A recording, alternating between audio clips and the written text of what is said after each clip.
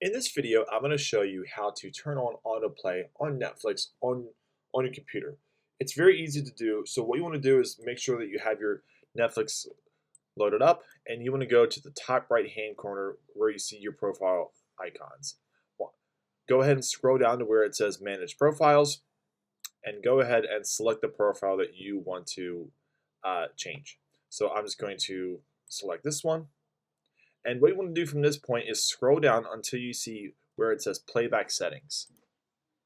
And from here, you want to make sure that both of these boxes are checked on. That way it will play the next episode on your computer, but it will also update on all of your other devices as well, just in case you're someone who watches it on your phone or your TV. And you hit save, and that's it. That is very simple on how to turn on autoplay on your Netflix accounts. Hope you guys liked the video, and we'll see you next time.